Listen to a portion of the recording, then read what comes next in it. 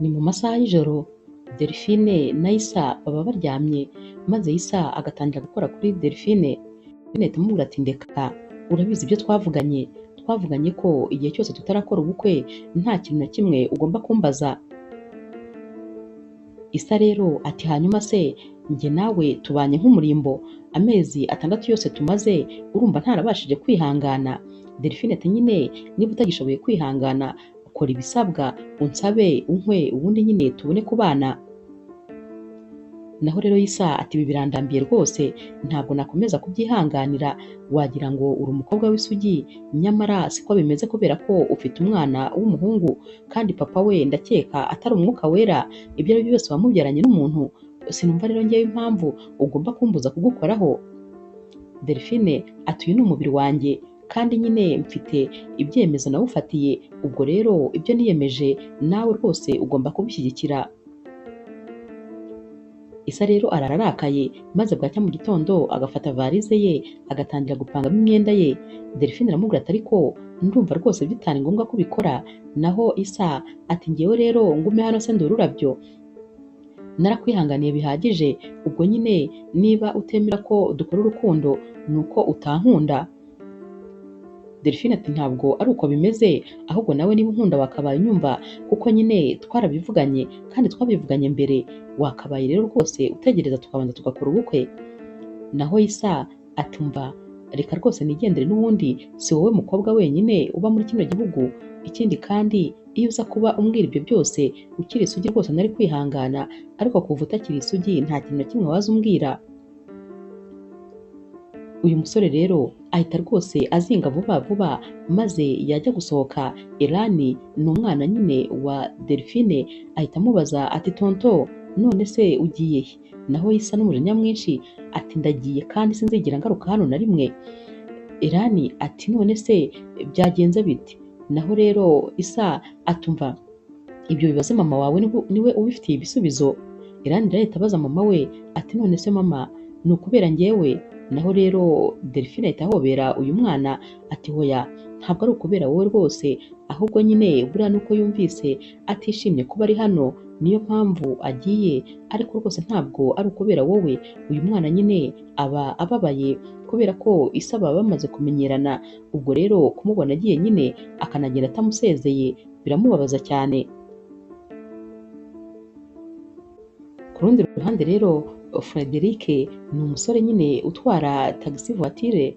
Muri iki gitondo rero ababyuka nyine akitegura, maze Alice ni fiancé we nyine nawe aba ari hano muri runo rugo, ahita amubwira ati ko mbona se ugiye kugenda kandi utampaye amafaranga yanjye twavuganye. Naho rero Frederic ahita amubwira ati sheri sinagusobanuriye se ko nta mafaranga mfite, kandi ntabwo byihutirwa cyane kuba rwose waba ushaka kujya gushopinga, byategereza nkabanza nkayakorera. Naho rero Alice ahita amufata mu ijosi nyine akamufata mu mashati atumva rero nkubwire ngewe ntabwo nkina nawe, ntabwo rwose uri buve hano utampaye ayo mafaranga nagusabye, nta na hamwe uri bujye uguririrwa hano.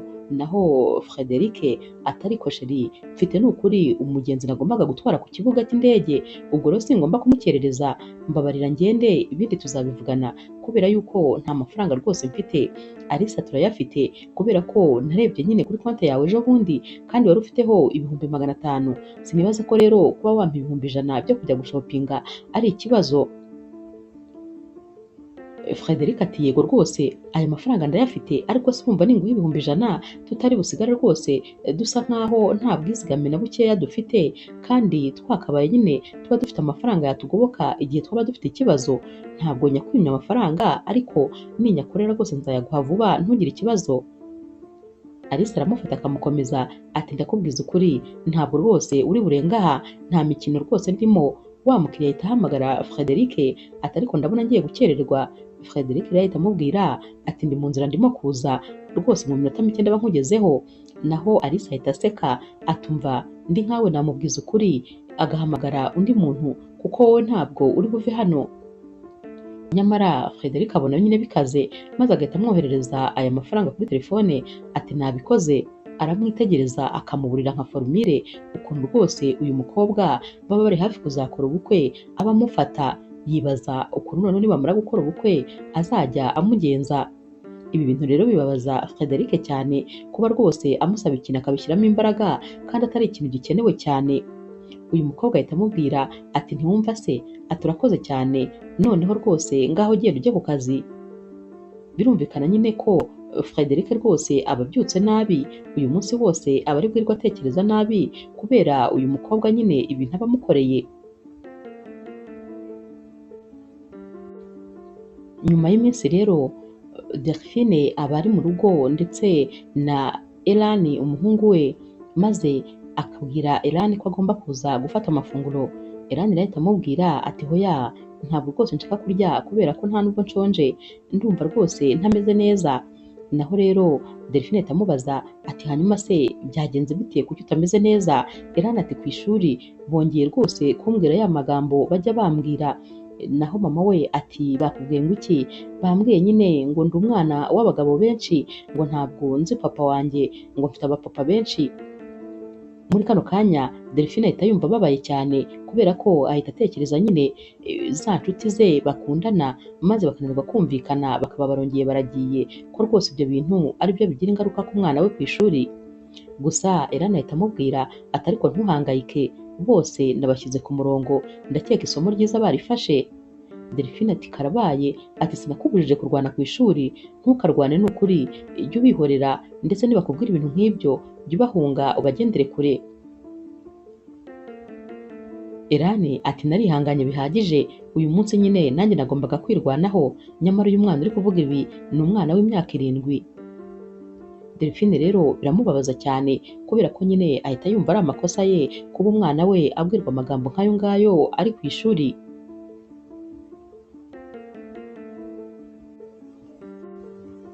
Umunsi rero wakurikiye Delphine arabyuka maze akajya ku kazi. Aragenda rero agatangira nyine akazi ke, dore ko aba afite salo de coiffure ye, gusa nyine haba hari n'undi mukobwa w'inshuti ye uyikoramo.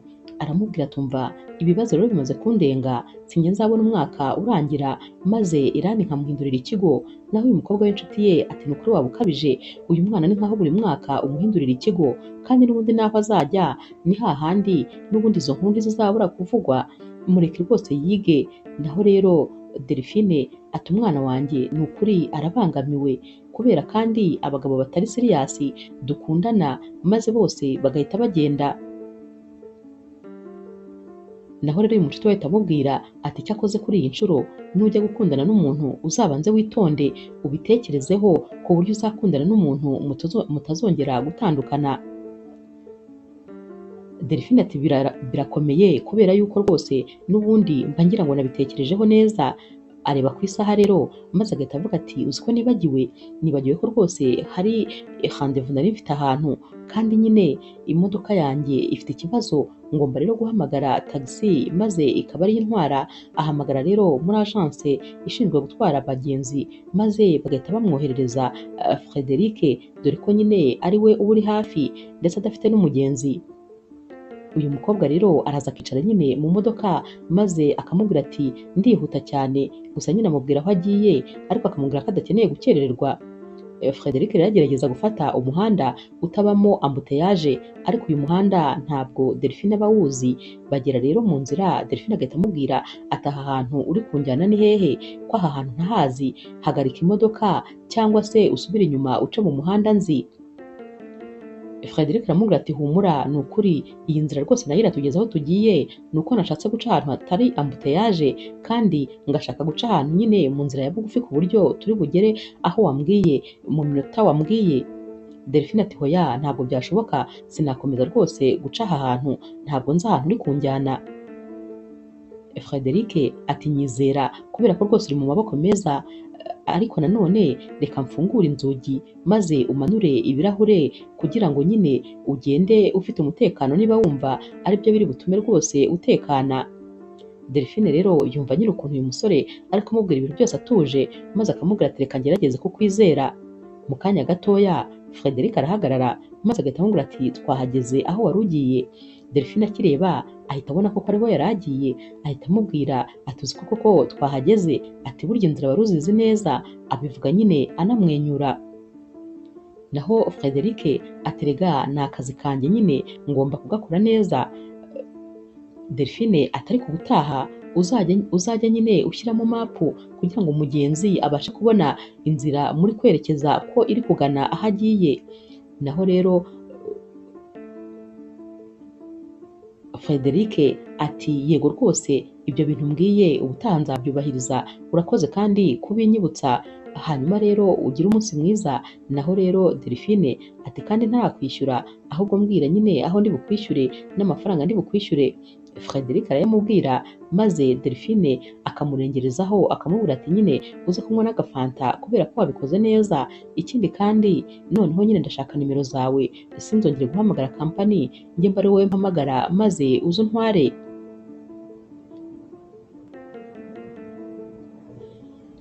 Ku mugoroba rero Frederic arataha maze agasanga n'ubundi nyine Alice yabambye muri salo aramutegereje ati ko watinze kunyoherereza amafaranga yo gukoresha. Naho Frederic ati nahugiye mu kazi ntabwo rwose nabyibutse, ubwo ni amafaranga yo guhaha nyine.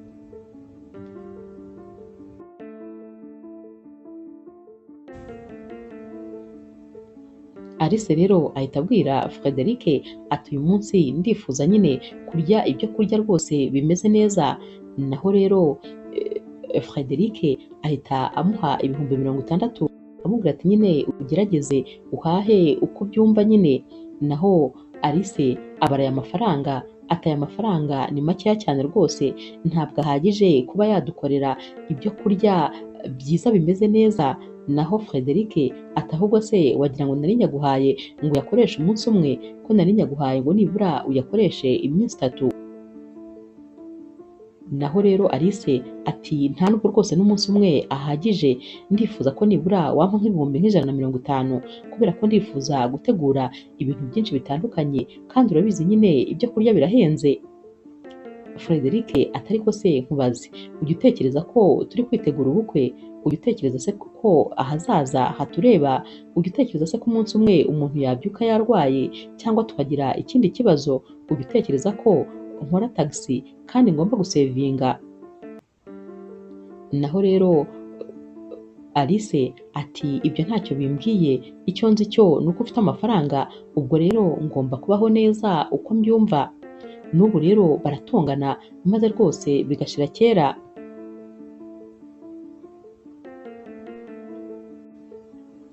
Ku mugoroba rero Delphine agiye kuryama arabanza agahamagara Frederic maze akamubwira ko ejo mu gitondo nyine amushaka ko bagomba kuzahurira nyine ku kazi ke nka saa moya. Nyamara uyu munsi Delphine araryama agasinzira cyane maze agakangurwa na Irani hakeye cyane rwose saa moya zarenze. Yitegura vuba maze agahita ajya ku kazi. Agerayo agasanga rero Frederic yamutegereje yarambiwe, gusa aba ari umusore nyine rwose utagira nyine umutima mubi, wa musore kandi uzi kwihangana ndetse unavuga amagambo make ashoboka. Delphine rero ahita abwira Frederic ati umbabarire ni ukuri natumye ntegereza cyane. Naho Frederic ati hoya nta kibazo, nari ndi kwirebera nyine hano hantu ukorera ukuntu ari heza. Delphine rero ahita atangira kumubwira ati nyine ndifuza serivisi zawe mu mezi 2 azakurikira. Naho Frederic ati none se imodoka yawe ntayo ufite? Delphine ati imodoka yanjye ifite ibibazo byinshi, nayijyanye mu igaraje mbasaba ko bayikora neza bitonze, izaboneka rero nyuma y'amezi 2. Frederic ati nta kibazo rwose mbwira, uzajya ukenera mu gitondo se, nimugoroba cyangwa hagati mu munsi? Naho rero Delphine ati simbizi, bizajya biterwa na gahunda mfite, ndumva nyine nazajya nguhamagara. Ati naho se kunyishyura bizajya bigenda bite? Delphine ati ndumva nazajya kwishyura buri munsi bikurikije nyine na serivisi nabashije gukenera. Frederic rero ahita amubwira ati nta kibazo rwose, ndumva nyine nzaba rwose mpari kandi nzabikora neza ntugire ikibazo.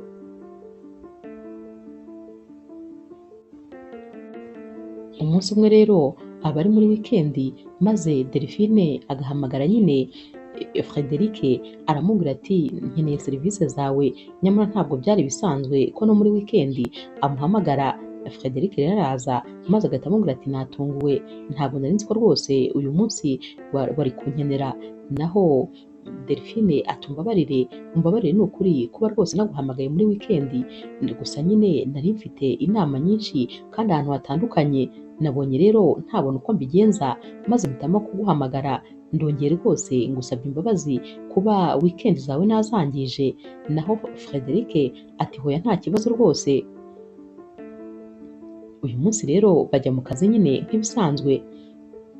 Naho rero Elani we iyo yavuga ku ishuri cyangwa se akaba ari muri wikendi, yabaga ari kumwe na mama we nyine hano kuri salo.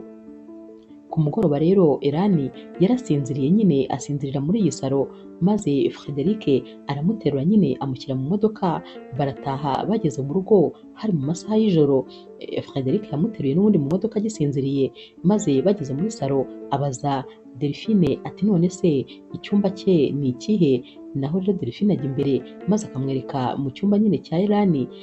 Frederic aramuryamisha akamworosa neza maze akisohokera. Gusa nyine Delphine aramushimira ukuntu yamufashije, ati ni ukuri ntabwo rwose nari kubyishoboza, uyu mwana nubwo afite imyaka 7 gusa ariko ibiro bye rwose ntabwo njya mbasha kumuterura igihe yaba asinziriye. Naho Frederic ati hoya nta kibazo rwose na kimwe.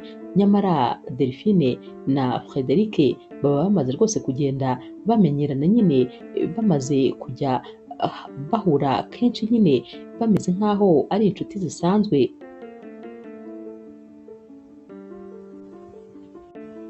Umunsi umwe rero Frederic ndetse na Delphine baba bagiye nyine muri supermarket ahantu nyine bari guhaha, maze Delphine agasohoka mbere ya Frederic. Agisohoka ahita akubitana na Isa, wa musore nyine bakundanaga mbere, gusa ubu ngubu nyine aba yarahindutse, ari kumwe noneho n'umukobwa bafatanye nyine ku rutugu. Isa rero ahita atangira guseka maze akitegereza Delphine guhera ku kirenge kugeza ku mutwe, maze noneho akajya yaseka. Ahita rero abwira uyu mukobwa baba bari kumwe ati uyu nguyu yari sheri wanjye, gusa nyine twaratandukanye.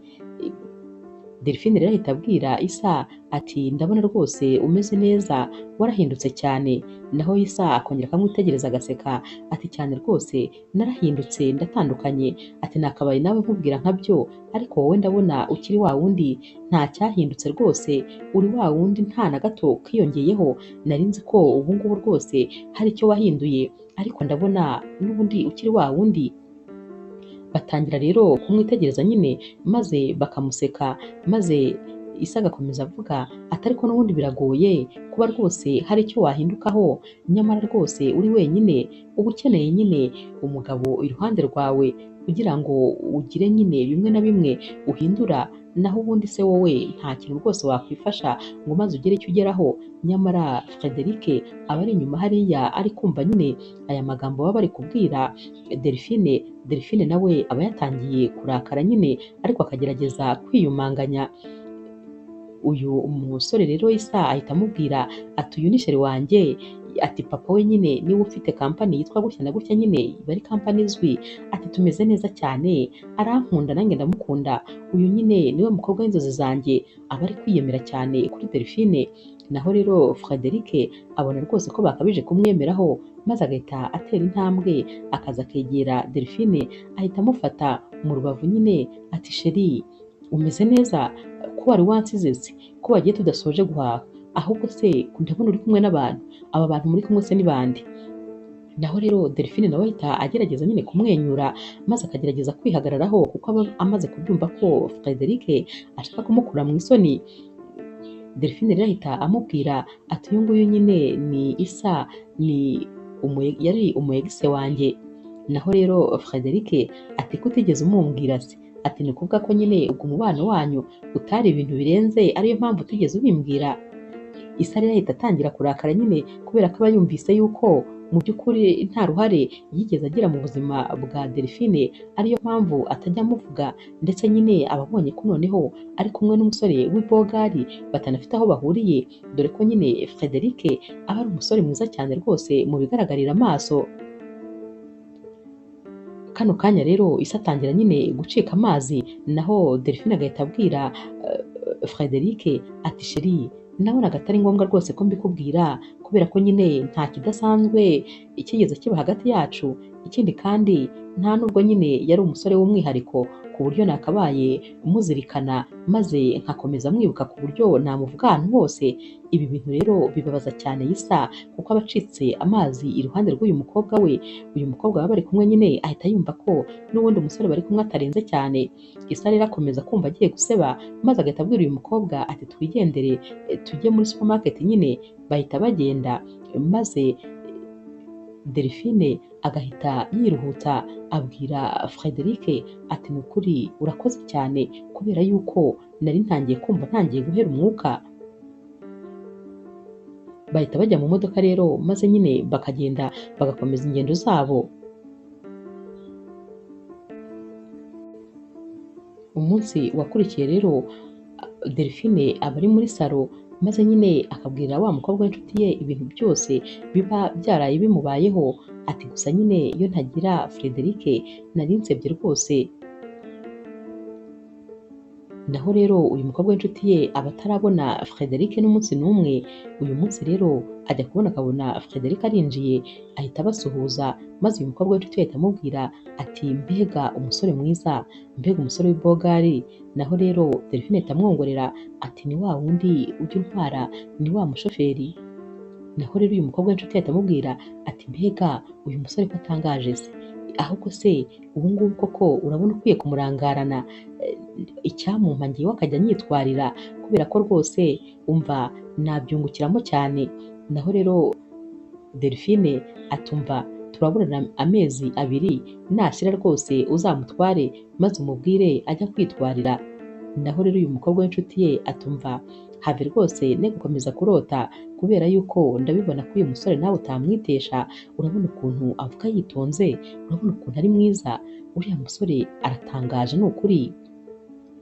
Delphine ati cecekere, ntabwo rwose nshaka no gutekereza ibyo bintu, urabizi aho bingeze. Si wowe wambwiye yuko ngomba kuzongera gukunda undi musore nabitekerejeho neza? Ngewe ibyo sinakwirirwa mbitekereza rwose, nta nubwo nshaka kureba umusore uwo ari we wese ngo mubone twakundana. Uyu mucuti we rero ahita amubwira ati byihorere sha, uretse rwose nzamwifatira, komeza umurangarane. Hashira iminsi rero Delphine aba yicaye nyine muri salo ye, maze Elani akamuzanira amanota nyine aba yagize muri teste. Akimara rero kuyamuhereza, Delphine arebamo maze agasanga muri mate rwose yaratsinzwe cyane. Ahita atangira kumubaza ati byagenze bite, kubera icyo usigaye utsindwa mate, nyamara ibintu byose urabitsinda, ariko mate rwose ndabona itameze neza. Naho rero Elani ati ariko mama, mba nagerageje, mba nakoresheje imbaraga zanjye zose. Mama we ati hoya, ntabwo uba wakoresheje imbaraga zawe zose, ugomba gushyiramo akabaraga rwose, aya manota ni mabi cyane, ntabwo ariyo nifuza ko wagira. Naho rero Elani ahita amubwira ati ma, ubwo rero uzanshakire umwarimu uzajya unkocinga. Naho rero Delphine ati urumva byagufasha, icyagufasha cyose nagikora rwose, niba wumva hari icyo byagufasha nzamugushakira.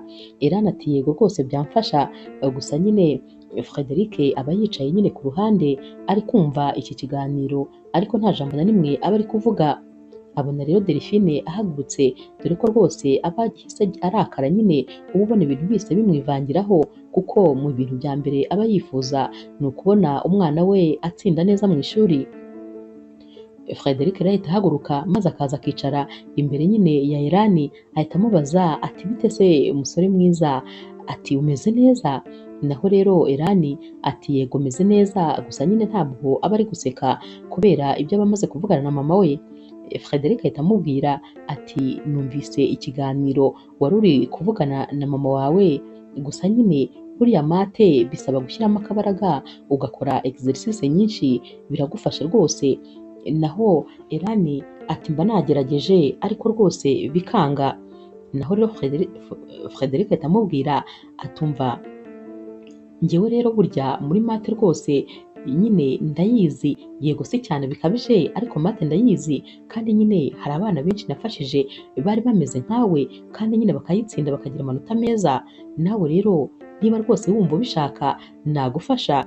Elani ahita ahindukira akareba Frederic, noneho ari kumwenyura ati wabikora se, ni koko wamfasha? Naho Frederic ati cyane rwose, niba ubishaka nagufasha mu byumweru 2 nyine bisigaye, kubera ko nibyo nsigaje gukorana na mama wawe, nabigufashamo noneho nyuma akazaba aribwo agushakira umwarimu. Elani rero arishima maze agahita amubwira ati nditeguye ni ukuri, kubera ko nkeneye umuntu wo kumfasha. Frederic ahita amubwira ati ahubwo dutangire kano kanya. Guhera rero uyu munsi Frederic atangira kwita nyine kuri Elani mu byerekeranye rwose n'imibare, arayimwigisha neza maze Elani akagenda akabikunda. Buri gihe rero uko Frederic yazaga hano aje kuba ategereje ko yenda Delphine asoza akazi ngo amucyure cyangwa se hari aho agiye kumujyana, yabaga yicaye ari kwiyigishiriza Elani imibare, ibintu rero na Delphine abona maze bikamutangaza ukuntu aba abona umwana we yishimiye rwose kwigana n'uyu musore.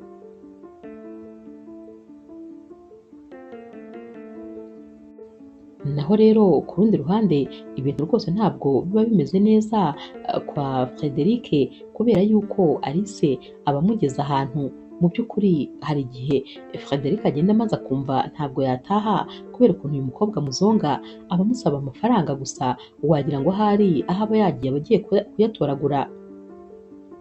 Umunsi umwe rero Frederic aba ari kumwe n'umusore w'inshuti ye maze akamubwira ati ariko uzi yuko mba numva rwose iby'ubukwe naramaze kubivamo, ntakubeshye numva rwose urukundo nakundaga Alice rwaragiye ruyoyoka buhoro. Uyu musore rero aratangara ati wowe se ukaba utagikunda Alice? Naho Frederic ati ntakubeshye arambangamira ntabwo ushobora kubyumva. Ati tekereza ko ashobora kubyuka akansaba amafaranga namubwira ko ntayo mfite, akaba amfashe mu ijosi, namara kuyamuha akagenda akagura isakoshi, ku mugoroba nataha akambwira ko yabonye n'inkweto zijyanye na ya sakoshi nazo ngomba kuzigura, ubwo nabwo kandi namubwira ko nta mafaranga akamfata mu ijosi. Ntakubeshye ndabirambiwe rwose, ntabwo anyubaha habe na gatoya, ndumva ntangiye kubirambirwa ku buryo hari nk'igihe mba numva ntanataha, hari nk'igihe mba numva nakugira nko mu kabari nkinywera nkisindira nkirarirayo, kubera ko mba numva nyine n'ubundi aho ngiye gutaha ari habi rwose. Noneho tekereza umuntu nkora biriya ari fiance wanjye gusa, tekereza nitumara kubana ibyo azankorera. Uyu mushuti we rero nawe rwose yumva ibintu bikabije, aramubwira ati ngiye ntabwo nari nzi ko bigeze aho, ndumva rwose nawe akabije kurengera.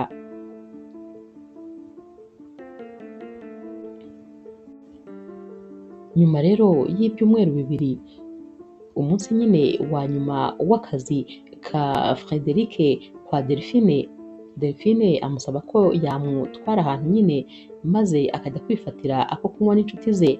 Delphine aragenda akanywa maze agasinda. Gutaha rero biba ikibazo maze Frederic agataha nyine amufashe mu maboko, uyu mukobwa aba yasinze bikomeye.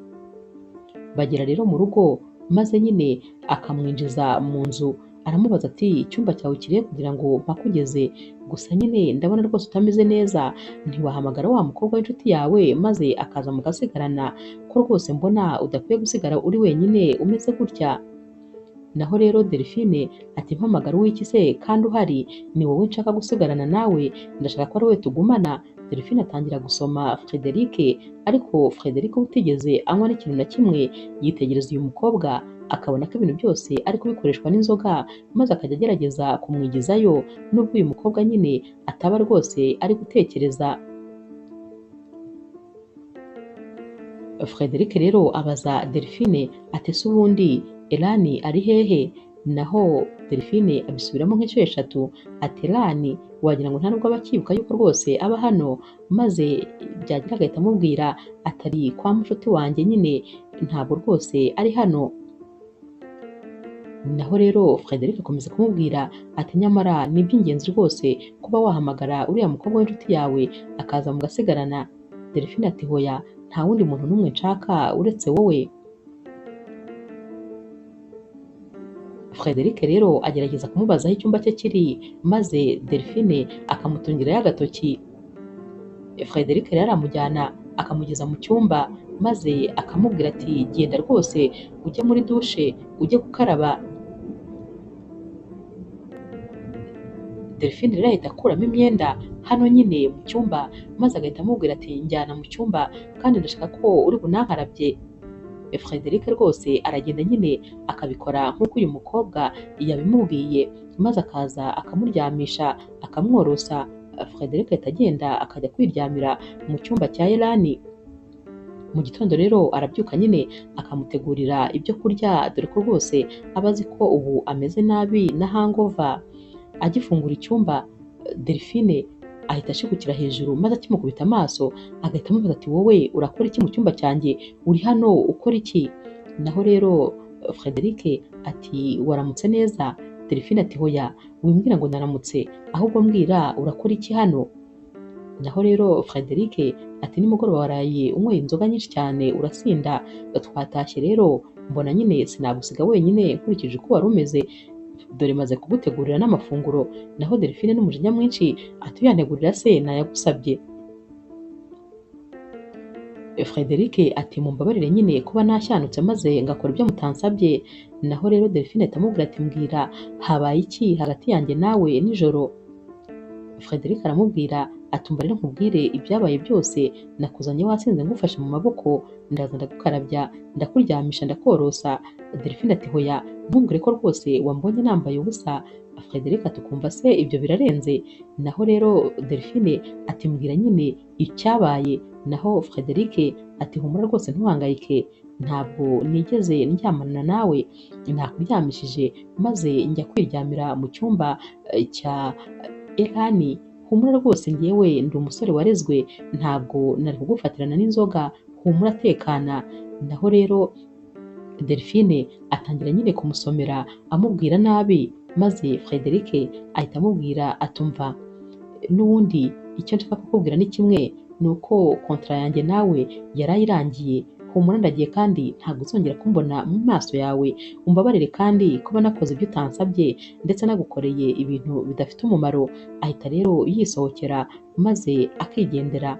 Gusa Delphine asigara nyine ari kubitekerezaho, maze akabyuka agakaraba ahita ajya ku kazi rero, maze nyine akabwira wa mukobwa w'inshuti ye ibintu byose ukuntu byaraye bigenze.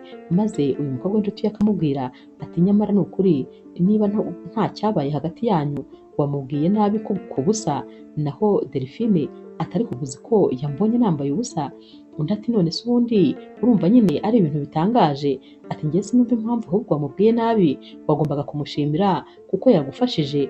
Tekereza yagusiga aho hantu wari wasindiye, tekereza nk'ibyo baba bagukoreye, ubu rwose bari kuba baguhemukiye bakugiriye nabi, ariko yagutahanye maze anakwitaho, ariko wamuhembye kumubwira nabi. Delphine rero nawe yumva rwose yakoze amakosa, ahita abwira uyu mushuti we atuzi yuko ari inshuro ya kenshi Frederic amaze kuntabara. Tekereza cya gihe yankizaga Isa, utekereze iri joro nabwo yankuye buriya rwose mu maboko mabi, kuko iyo aza kunsigayo sinzi byari kumbaho, nahemutse ni ukuri nakosheje. Gusa nyine atangira guhamagara Frederic, ariko Frederic nawe aba yarakaye cyane adakeneye kuzongera kumva uyu mukobwa w'indashima nyine abafasha ariko ntabone ko yamufashije. Hashira iminsi rero maze nyine Frederic akibuka yuko yagombaga rwose gukomeza gufasha uyu mwana w'umuhungu muri mate, maze akongera akagaruka ku kazi nyine. Gusa azaje kwirebera Elani, maze akaza akamufasha nyine muri mate nk'ibisanzwe. Hashira rero iminsi maze bakabaha nyine ikizami. Umunsi rero wo kubaha amanota, Elani aza yiruka cyane maze agahita ahobera mama we wari urangaye rwose hafi kumutura hasi. Mama we ati Elani, sinakubwiye ngo ujye ugenda gahoro utazagira ibintu ugwira hano muri salo, ko haba hari n'ibintu byinshi byameneka. Naho Elani nta na kimwe amubwiye ahita afata urupapuro maze akarumushyira imbere. Delphine rero akireba runo rupapuro asanga ruriho amanota meza cyane rwose, arareba maze agahita yumirwa, ahita abwira Irani ati uru rupapuro ni urwawe, aya manota ni ayawe? Naho Irani ati yego, ati mama, atuzi yuko tonto Frederic ari umuhanga muri mate kurusha abarimu bose banyigisha, noneho uburyo yansobanuriraga byatumaga rwose mbyumva kurushaho, mbese ahubwo keretse ari buje kutwigisha mate nibwo twazajya tuyumva neza.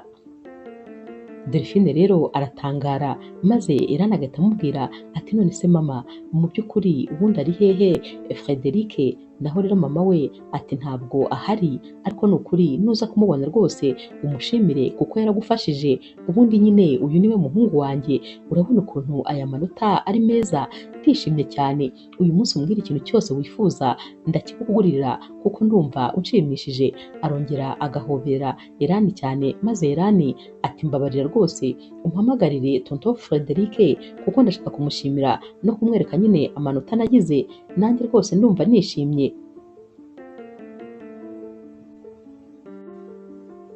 Bahamagara rero Frederic maze akaza nyine yabona aya manota agaterura uyu mwana akamubwira ati ni ukuri ndishimye, uri umuhanga cyane n'ubundi nari nabibonye. Naho rero Irani ati hoya, ni wowe rwose watumye mbona aya manota kandi warakoze cyane. Frederic rero akimara kubona ko nyine uyu mwana yagize amanota meza ahita abwira Delphine ati noneho ubu nta kibazo, ntabwo nyine nzagaruka, ubwo icyo nagombaga gukora nyine ntagikoze. Hashira rero iminsi nyine maze Delphine akabwira Irani ati hanyuma rero ejo nyine umwarimu uzatangira kukwigisha mate azaza. Naho Irani ati umwarimu uzanyigisha mate ntawe nkeneye rwose. Naho mama we ati none se ntiwari wambwiye ko umushaka? Irani ati ariko mfite umwarimu unyigisha mate, mfite Frederic kandi niwe nifuza ko akomeza kunyigisha. Mama ati hoya ntabwo azagaruka kubera ko kontra yanjye nawe yararangiye, ntabwo rero rwose azagaruka kukwigisha, umwarimu agomba kuzaza agatangira kukwigisha. Irani ati niba atari Frederic rwose byihorere, nta wundi mwarimu nkeneye kunyigisha mate kuko nta n'undi uyizi, Frederic niwe uyinyigisha neza nkayumva. Barashwana maze Irani agahita ajya kuryama ntacyo yumvikanye na mama we. Iminsi rero iragenda igahita, Irani rwose atishimye ahora abwira mama we ko yifuza nyine Frederic, ko amukumbuye, ko ashaka nyine kumubona.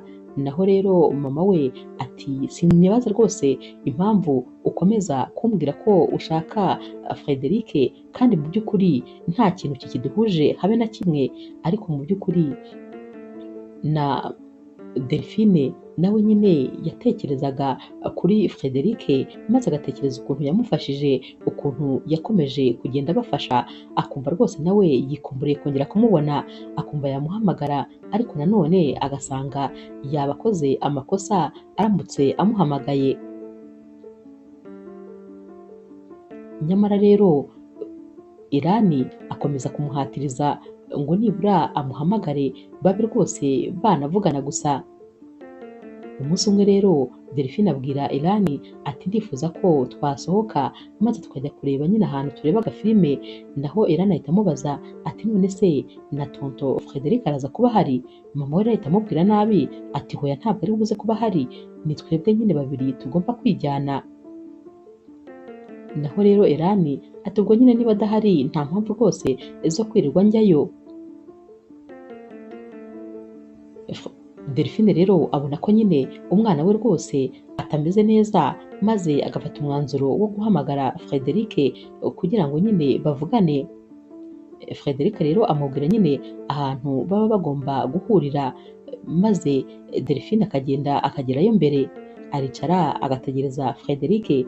Naho rero Frederic akimara nyine kwitegura ngo agende, Alice aba rwose yahasesekaye maze agahita amubwira ko ashaka amafaranga kandi agomba kuyamuha ako kanya nyine. Naho rero Frederic amubwira ko nta mafaranga afite, Alice agahita afata urufunguzo rw'imodoka akaruhisha ati ubwo nyine nutayampa nta na hamwe nawe uri bujye wigumira aha ngaha, urabizi ko ntajya nkina kandi. mu by'ukuri aramukerereza birenze ibikenewe ku buryo Frederic amara isaha yose ari kudiringa na Alice nyamara nta mafaranga aba afite yo kumuha. Igihe rero ikibazo cyakemukiye, Frederic nyine yaragiye asanga Delphine yategereje yamubuze. Delphine ahita amubwira ati nari ntangiye gutekereza ko ahari utari buze, naho Frederic ati hoya ntabwo rwose nari kureka kuza, ahubwo nyine nagize abakiriya benshi bangoye, noneho na ambuteyage nayo rwose iramfatirana. Ntabwo nyine yari kumubwira ibitagenze neza, yagombaga kumubwira nyine ibintu ari kumva kumva koko yagize impamvu ifatika. Aricara rero maze akamubwira ati impamvu naguhamagaye ni ukuri umuhungu wanjye aragukumbuye cyane, yirirwa kuvuga mbese aragushaka rwose. Naho Frederic ati nanjye ndamukumbuye ndifuza kumubona. Naho rero Delphine ahita amubwira ati ikibabaje nyine ni kimwe, ni uko ngewe nta muntu n'umwe unkumbura.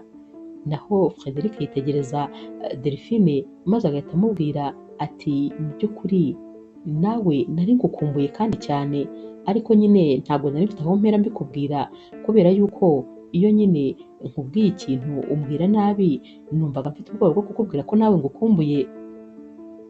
Naho Delphine ahita amubwira ati ntakubeshye rwose nanjye nari ngukumbuye kandi cyane.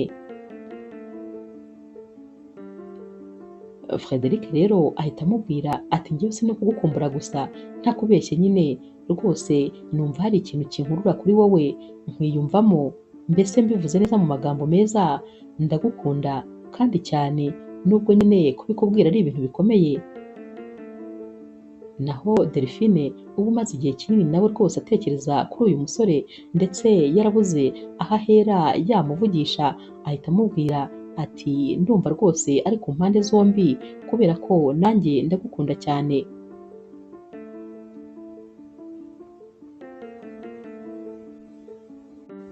Delphine akomeza abwira Frederic ati gusa nyine ikibazo cyanjye ni kimwe, ni uko nyine ngewe mfite ibintu bintangira kuba najya mu rukundo, mfite umwana w'umuhungu. Naho Frederic atari kurabizi ko bitambangamiye, uriya mwana ndamukunda cyane, ntabwo rwose kuba ufite umwana bibangamye. Bakomeza no kuganira ariko Frederic ntamubwire ko afite fiance yasize mu rugo.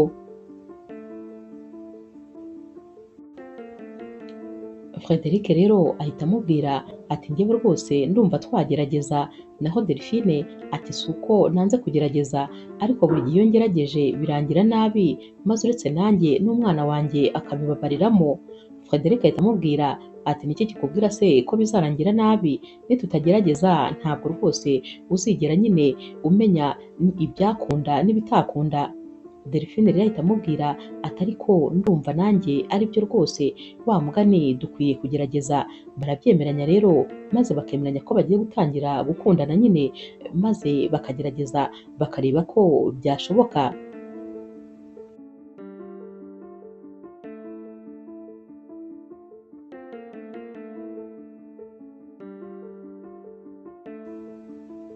Batangira rero bagira ngo nyine bagerageze, ariko nyamara ibintu byabo bigenda neza cyane, maze rwose bagatangira guhuza ibintu byinshi ndetse buri umwe wese akiyumvamo undi rwose mu buryo butangaje, ku buryo nyine ibyo kugerageza byo bigeraho bikarangira maze bakajya mu rukundo bya nyabyo. Umunsi umwe rero Frederic abwira Delphine ko nyine muri agence yabo bakeneye umuyobozi w'iyi agence, kandi bavuze ko nyine abantu bakoreramo ari bo bagomba rwose gutanga candidature, ku buryo nyine bagomba gutoramo uwayiyobora. Bose rero barazitanga ariko hashira iminsi bakavuga nyine uwatsinze bagasanga ni Frederic. Aza rero yashyushye akaza muri ya salo nyine ya Delphine, aza amubwira ati sheri, amakuru meza nyine ngufitiye ni uko rwose wa mwanya nabashije kuwutsindira. Delphine ahita ahaguruka yihuta maze akamuhobera ati sheri, nari mbizi ko rwose uzawutsindira kubera ko nta wundi muntu wari ukwiye nkawe. Bahita rero bemeza ko nyine bagomba kujya ahantu maze bakajya guserebura uyu mwanya mushya uyu musore aba yabonye, dore ko nyine uko abona umwanya mwiza ari nako n'amafaranga aba agiye kwiyongera.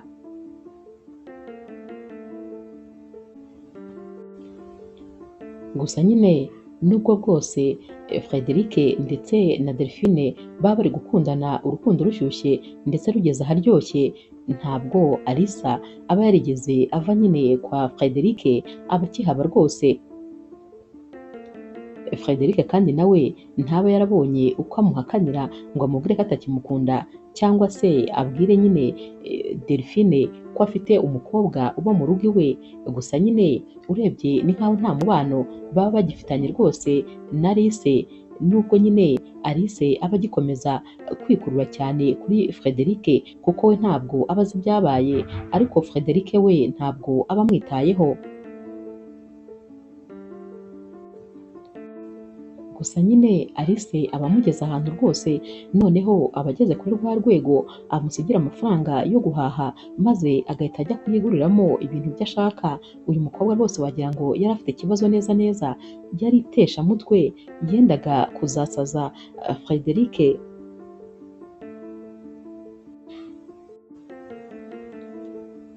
Frederic rero akomeza kubona ibintu nyine biri kugenda rwose bimubana bibi, maze akabwira nyine uyu musore w'inshuti ye ati ndumva rwose nkwiriye kwishakamo imbaraga, maze nkazabwira Alice ko ntakimukunda, ndetse nkanabwira Delphine ko nari mfite nyine undi mukobwa mu rugo.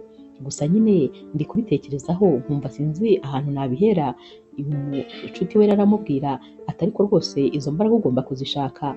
Naho rero Frederic aturumva nyine Alice buriya twamenyanye nta kintu na kimwe mfite, ndi umukene, gusa nanone ukuntu rwose ameze nabyo mbona nta hazaza twaba dufitanye, ntabwo nakwifuza gushakana n'umugore umeze nk'uko ameze.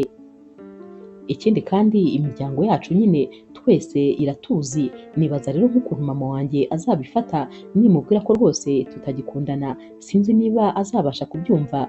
Naho uyu musore w'inshuti yaramubwira ati byanze bikunze ugomba gufata umwanzuro, kubera yuko ushobora gukurikira abantu babiri ariko ukaburamo n'umwe.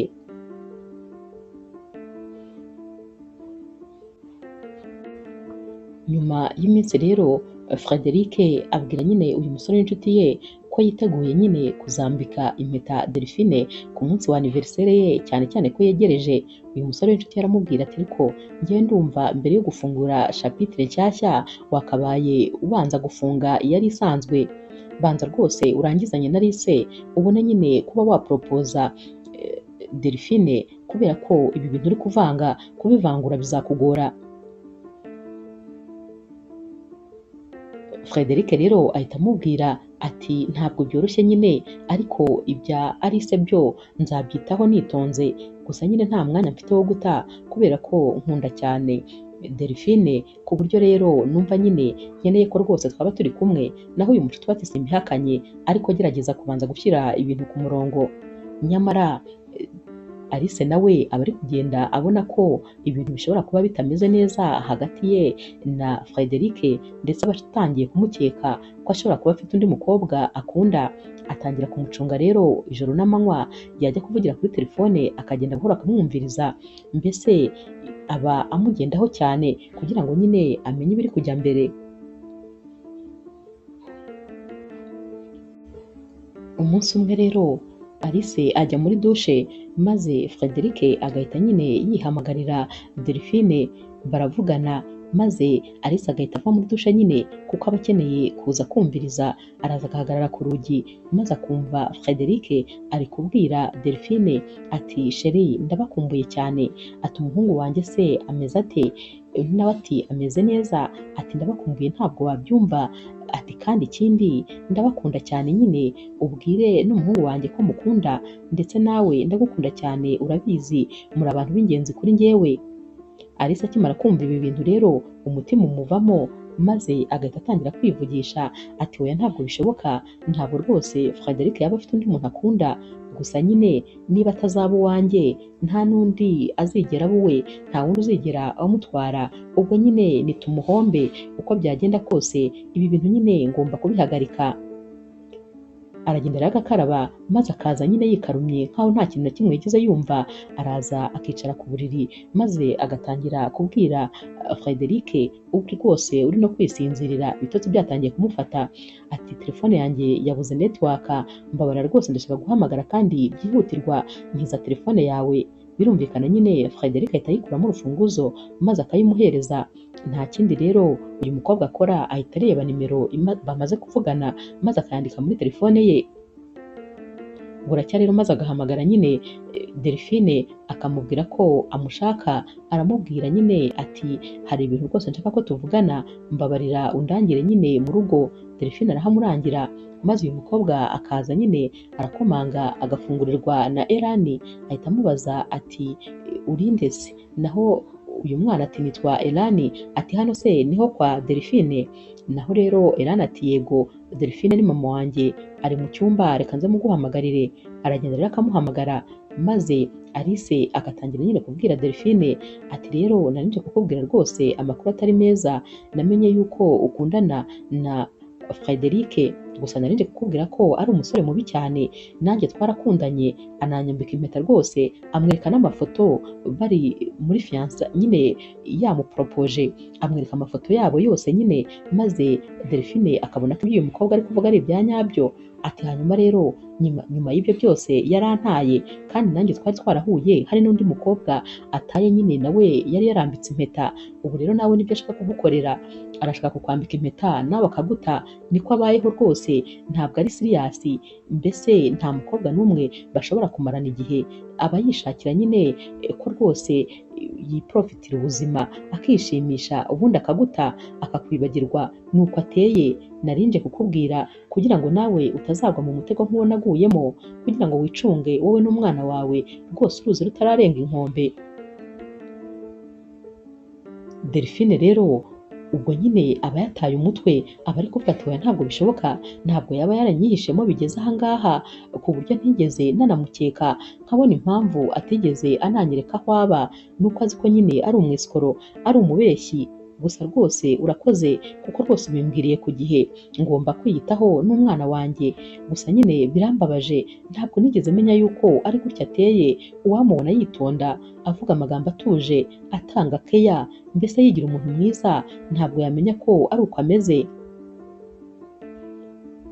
Guhera rero uyu munsi nyine Delphine ahita afata umwanzuro ko atazongera kuvugisha uyu musore ukundi. Naho rero Frederic we rwose utaba ufite ikintu na kimwe azi, araza nyine kuri anniversaire ya Delphine amuzaniye impano mu gitondo, maze akaza nyine akinjira mu nzu. Nta muntu n'umwe aba yumva avuga, yinjira ahamagara ati sheri muri hehe, ko nta muntu n'umwe uvuga. Aba yishimye, ibyishimo ari byose, ari kuririmbira Delphine nyine amwifuriza isabukuru nziza. Ajya kubona akabona rero Elani araje, agiye kumuhobera. Elani ahagarara nk'igiti maze akamwitegereza, nta jambo na rimwe avuga. Frederic ati habaye iki ko mbona utishimye? Elani rero aramwihorera, maze Delphine akaba araje, atumva ntuzongere kumpamagarira umwana ngo ni umuhungu wawe, ikindi kandi nanjye ntuzongere kunyita sheri, nta hantu duhuriye, ndakubwiye ngo genda, mvira mu rugo rwose, sinshaka kuzongera kukubona ukundi. Ese wari uzi ko ntazigera mbimenya? Wari uzi ko ntazamenya ko ufite umufiance se, umuhungu w'umwisikoro gusa wigize umubeshyi? Mu by'ukuri rero nta nubwo rwose Delphine areka amusobanurira. Frederic agerageza kuba yamusobanurira, ariko Delphine akamubwira ati nta busobanuro bwawe nshaka, sohoka hano, genda rwose, sinshaka kuzongera kukubona ukundi. Warakoze kumbeshya urukundo, warakoze kandi kutwangiriza ubuzima njye n'umwana wanjye. Aramusunika rero maze akamuta inyuma y'urugi, ubundi nyine akifungira. Frederic ata umutwe maze agahita asubira mu rugo. Aragenda rero agahita abaza Alice ati mbwira, wamenye gute kwa Delphine? Ikindi kandi wamubwiye ngo iki? Naho Alice ati namubwije ukuri, namubwiye nyine ibyo yagombaga kumenya. Ubu rwose arakuzi wese, nagira ngo amenye nyine umusore uri kumutereta ari nde. Naho rero Frederic uba warakaye cyane ahita amubwira ati rero burya nari narabuze aho mpera nkubwira ko ibyanjye nawe byarangiye, noneho kano kanya umpaye imbaraga rwose zo kubikubwira, njye nawe nta kintu kiri hagati yacu nta kintu kiri hagati yacu, sinkigukunda habe na gatoya, ndifuza ko wamvira mu buzima ndetse ukanamvira mu rugo, ubu ndagiye ngiye ku kazi, gusa nze kugaruka ntakigusanga hano uzinge buri kimwe cyawe kubera ko n'ubundi wari ungeze ahantu umukobwa w'umwana mubi gusa urugo kwangiza amafaranga yanjye nta kindi, ntabwo rwose nkigukeneye. Naho rero Alice ati hoya rwose uri kwikinira, ubwo se imyaka yose twamaze dukundana yapfa ubusa, ntabwo ibyo bintu byashoboka. Frederic ati birashoboka rero singaruke ngusanga hano, ahita rero yisohokera. Naho Alice asigara nyine yasaza birumvikana, ari kwibaza ukuntu uyu musore amwirukanye. Ahita afata telefone agahamagara mama wa Frederic akamubwira ko nyine ibintu bimeze nabi, akeneye ko rwose yaza maze bakavugana.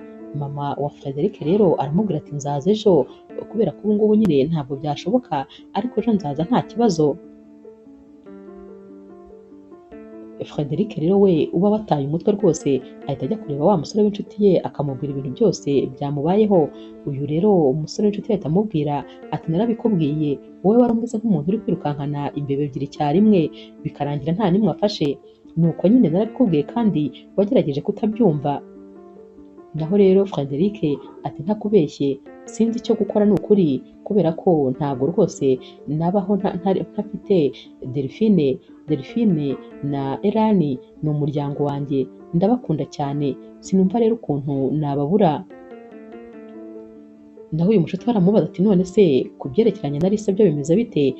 Frederic ati Alice nasize mubwiye nyine ko ntari bumusange mu rugo. Mushuti we ati ndabizi neza ko ubu aricaye rwose aragutegereje nta naho yajya.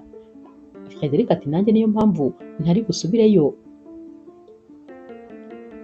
Alice rero araryama maze agategereza Frederic akamubura. Buracya mu gitondo maze mama wa Frederic akaza ahita amubaza ati umuhungu wanjye ari hehe? Naho Alice ati ntabwo rwose mbizi, ntabwo yaraye hano, ibintu byacu bimeze nabi cyane ku buryo ejo yari yasize ambwiye ngo ntagaruka ansanga hano. Mama rero wa Frederic ntabwo aba abyumva ahita amubwira ati byihorere rwose ndaje mbishyire ku murongo, ndaje nongere kandi ibitekerezo bye mbishyire ku murongo neza.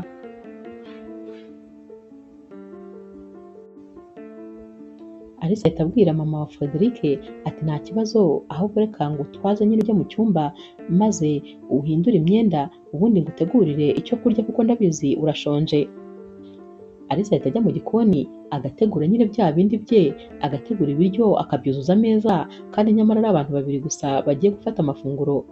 Mama rero wa Frederic araza nyine akitegereza aya meza yuzuye ibiryo, nta kiryo na kimwe kiba ku isi ataba yatetse. Ahita amubaza ati ko wateguye ibyo kurya byinshi cyane, aya mafaranga yawe urabona utayangije? Naho Alice ati hoya ntabwo ari amafaranga yanjye, ni amafaranga ya Frederic kuko nyine aba yampaye amafaranga yo guhaha.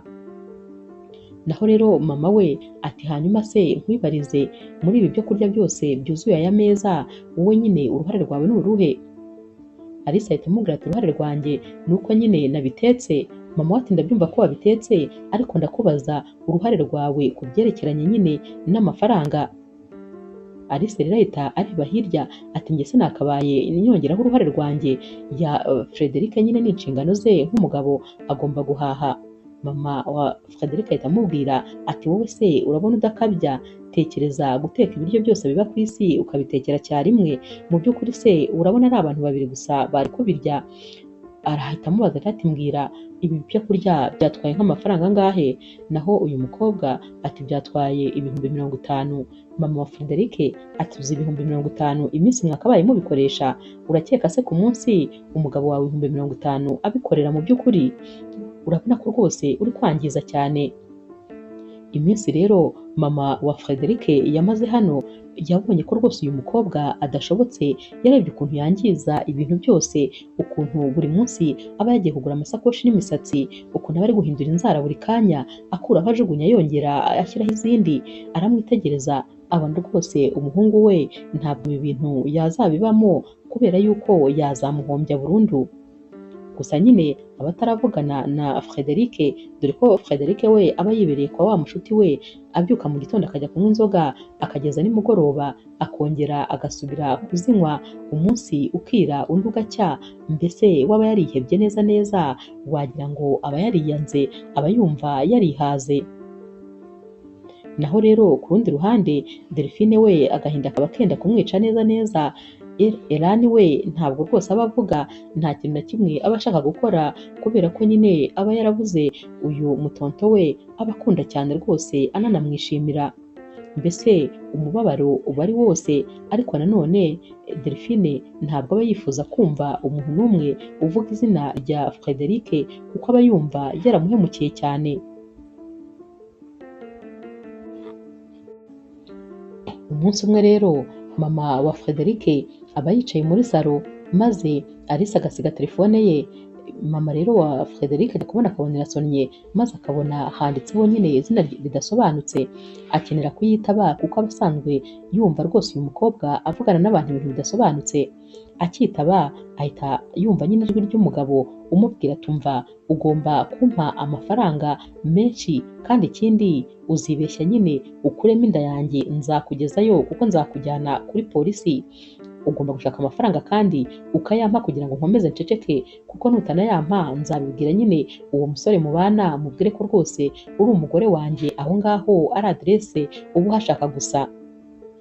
Mama wa Frederic akimara kumva ibi ahita amera nk'umuntu uguye muri koma, maze Alice yagaruka agasanga uyu mumama aricaye ntabwo ari kunyeganyega, afite telefone ya Alice mu ntoki.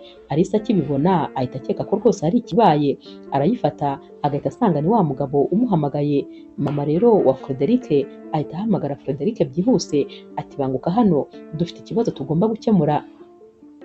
Frederic rero araza, maze mama we akamubwira ati mwana wanjye waragowe rwose, wararushye, sinumva ukuntu wabaye muri ubu buzima iyi myaka yose, uyu si umugore rwose, ntabwo yatuma utera imbere habe na gato. Noneho ikirenze kuri ibyo, uzi ko uyu mugore atwite inda itari iyawe. Ndakubwiza ukuri, ibintu numviye muri uru rugo ntabwo ushobora kubyumva. Iki cyo rero cyari gishya mu matwi ya Frederic, ati ntumbwire mama, ntumbwire ko rwose anatwite inda itari iyanjye yashakaga kuzangerekaho. Mama we rero byose arabimubwira, maze Frederic agahita amubwira ati njyewe rwose ntabwo numvaga uzumva ibintu nabagamo, gusa byari bingeze ahantu. Naho mama wa Frederic ahita abwira rero Alice ati fata ibintu byawe byihuse usohoke muri runo rugo, gira vuba kandi nturindire ko rwose mvuga amagambo abiri. Bahita bagenda bagafata varize rero bakarundamo ibintu bye byose, maze bakabisohora bakabita hanze, nabo bakamujugunyayo, dore ko rwose bari kugerageza kubasaba imbabazi. Baramubwira bati nta nubwo dukeneye kuzongera kumva izina ryawe ukundi muri iyi nzu.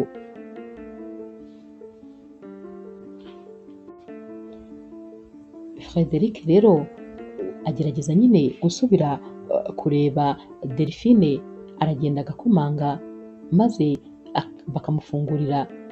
Delphine akimukubita amaso ahita amubwira ati ni wowe ugarutse, tegereza ndaje nkwereke. Aragenda akajya mu gikoni akazana icyuma ahatisha, atereka nze nkwereke icyo ngukorera. Frederic akibona uyu mukobwa n'umujinya aba afite, aravuga ati uyu we yanyica neza neza. Ahita yiruka rero, maze agahita yongera akagenda, ahita yongera agasubira kureba wa musore w'inshuti ye, akamubwira ati noneho ibintu mbonye ntabwo bibaho. Delphine yararakaye ku buryo rwose noneho nagiye kumureba agafata icyuma, kandi ni ukuri uriya ni umuryango wanjye, ntabwo rwose nifuza kuwutakaza. Uyu mushuti we noneho abura inama yamugira, kuko aba abona ibintu rwose bikomeye. Frederic afata rero umwanzuro wo kubibwira mama we, maze akamubwira byose uko bimeze. Mama we rero aramubwira ati mwana wanjye, ni wowe rwose wakoze amakosa, wagombaga kubanza bose ukababwiza ukuri, maze ugatandukana na Alice, ukabona kuba uri kumwe na Delphine. Ntakubeshye nanjye ari jyewe umuntu abikoze namurakarira, kandi ku buryo rwose no kuzamubabarira byaba bigoranye. Gusa nyine haracyari amahirwe, ugomba kuzagenda maze ukabwiza ukuri kose Delphine, uzamusaba umwanya maze umusobanurire buri kimwe cyose, ahari rwose ashobora kuzakumva. Umunsi rero wakurikiye, Frederic uba wikumburiye Elani cyane ahamagara rero wa mushuti wa Delphine maze akamusaba ko rwose yabahuza nibura akamusuhuza gusa. Uyu mushuti wa Delphine aramubwira ati ntugire ikibazo, ni n'amahirwe kuko yamusize iwanjye uyu munsi twiriranywe, ubwo rero nta kibazo uze ariko umara umwanya mutoya. Frederic ahita agenda akagurira nyine uyu mwana imbunda nyine y'agakinisho kugira ngo ayimuhemo impano. Araza rero maze akigera nyine kuri uyu mushuti wa Delphine, Elani akimubona aramuhobera ibyishimo bikamurenga, maze Frederic akamuha nyine n'impano aba amuzaniye. Elani arishima cyane maze akamubaza ati none se uragarutse, dore ko nyine yari asigaye amwita papa. Ati papa uragarutse se? Frederic ati nyuma y'iminsi mike nibigenda neza nzagaruka. Naho Elani ati none se ntabwo muri kumvikana na mami icyo gukora? Naho rero Frederic ati tuzumvikana humura, nyine ni ibibazo by'abantu bakuru ariko nta kibazo tuzavugana, humura mu minsi mike rwose tuzaba turi kumwe nk'umuryango, kandi ndagukunda cyane ariko nyine ndanagukumbuye. Nta mwanya rero amara ahita asezera maze akagenda. Ku mugoroba rero Elani nyine arataha agatahana ya mbunda maze akagenda akajya mu buriri akayiryamana akayipfumbata. Mama we ntabwo aba yigeze ayibona. Araza rero maze aje kumusezera ari kumworosa neza akaba abonye iyi mbunda, ahita amubaza ati iki ni igiki kandi cyavuye he? Naho rero Elani ati ni impano tonto yampaye. Delphine ahita amubaza ati mwabonanye gute? Naho Elani ati yansanze nyine kwa tantine. Delphine ahita arakara ati ntabwo mbyumva ukuntu rwose umushuti wanjye yankora ibi bintu, simbyumva ukuntu yabikora. Ahita rero afata telefone maze akamuhamagara arakaye cyane, atumva nkubwire ibintu wankoreye rwose ntabwo ari byiza. Naho rero uyu mushuti we ahita amubwira atumva bestie atumeze neza, aba anamubwira rwose anaseka ati ahubwo nanjye nari ngiye kuguhamagara, nari maze gufata telefone, ubu tuvugana turi mu nzira rwose tuza kukureba, njyewe na Frederic turi mu nzira tuza kukureba. Naho Delphine atumva mbabarira ntumbwire ibyo bintu, ntubinkore kubera ko rwose sinshaka kubyumva, n'ibya mbere biraba bitararangira hagati yanjye nawe, none ugiye kongeraho ibindi, ntabwo rwose mbakeneye hano. Naho umushuti we ati bestie, naho mu kanya rero turi kumwe nta n'icyo rwose bimubwiye. Koko rero mu kanya ajya kumva barakomanze maze bagahita nyine binjira. Delphine abura icyo gukora, yitegereza uyu musore akumva yamurya nk'amenyo, aba rwose yumva amurakariye cyane. Naho rero wa mushuti we ahita amubwira atumva njyewe yabashije kunsobanurira byose, ihangane nawe umuhe umwanya niyo waba ari muto maze agusobanurire.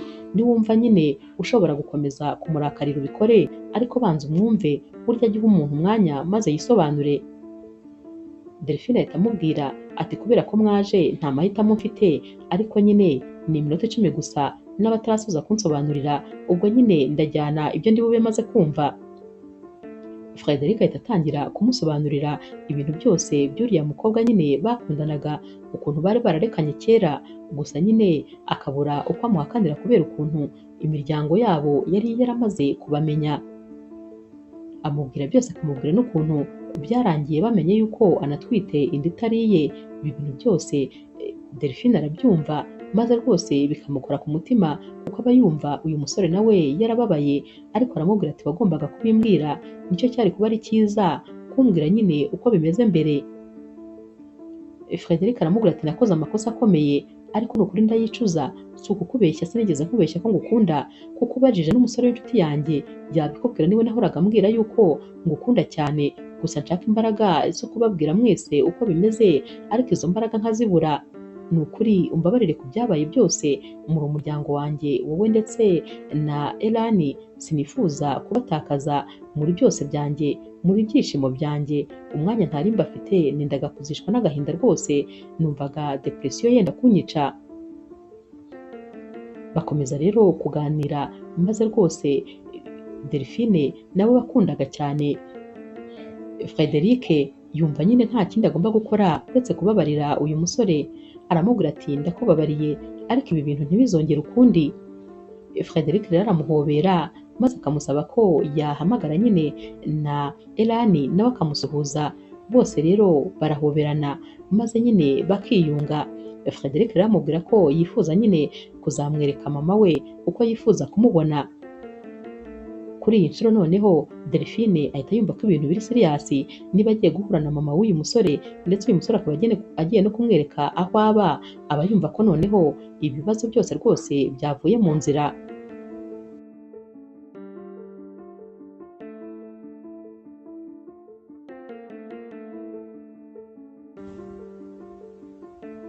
Umunsi rero wo kujya kwa Frederic, mu by'ukuri Delphine aba yiteguye rwose, yambaye neza, asa neza, yashyushye, ndetse na Elani yamwambitse neza, wa mukobwa w'inshuti ye aba yamuherekeje.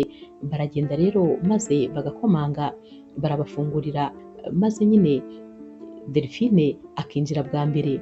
Akinjira ahita asanga Frederic apfukamye yashyize ivi hasi ndetse impeta mu ntoki.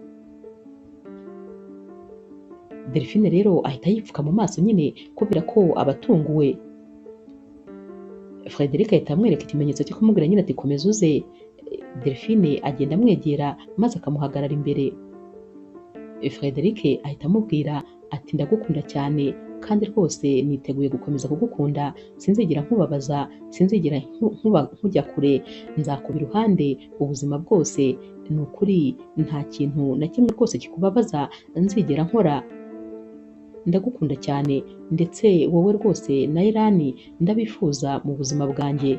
Nyemerera gusa umbere umugore, maze nkwereke icyo nshoboye, maze ngukunde bikurenge, nguhundagazeho urukundo, ibyishimo byose nzabiguha. Delphine rero watangiye no kurira nyine kubera ibyishimo, ahita amuhereza ikiganza ati ndabyemeye rwose, nanjye ndagukunda kandi ndifuza kuba iruhande rwawe ubuzima bwose. Mama wa Frederic, inshuti ya Delphine ndetse na Elani barishima cyane maze bagahita baza bakabahobera.